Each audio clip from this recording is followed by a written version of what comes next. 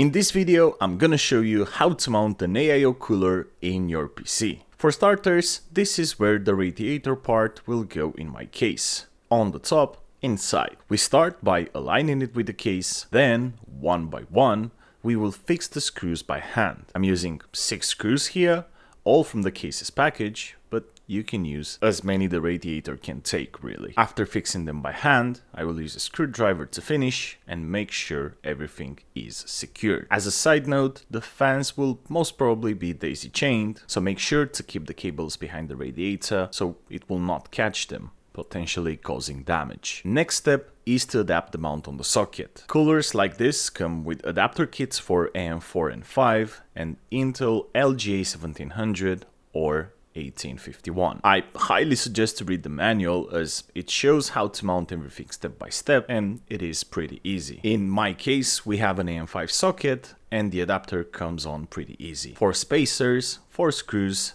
and 2 mounting bars. We first have to take off what's mounted on the motherboard as we will put our own mount. You can do this process with the motherboard facing up in the case, and keep in mind that on the back there's a back plate which needs to stay there. The 4 spacers are coming on the back plate's corner, and on top of them we will put the mounting bars sideways like I do here. We screw everything using the screwdriver and do a double check to make sure everything is secure, after which we can test to see if the cooler fits. Next step is the thermal paste. For some people this is confusing and maybe stressing, I do understand that, but look, it's simply not that big of a deal. You can use a spreader if you want to make sure everything gets covered, but you can mount the cooler right after if you want, just as I'm doing here. Next up, I'm mounting the cooler.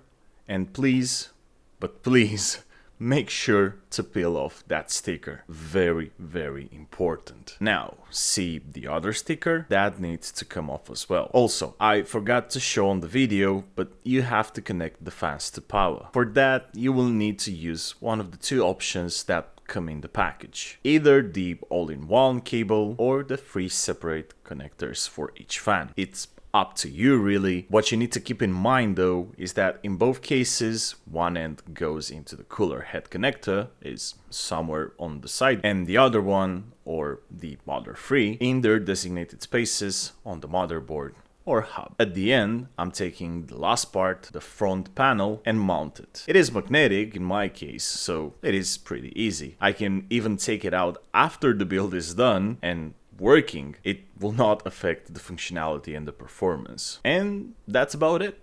Don't forget to subscribe.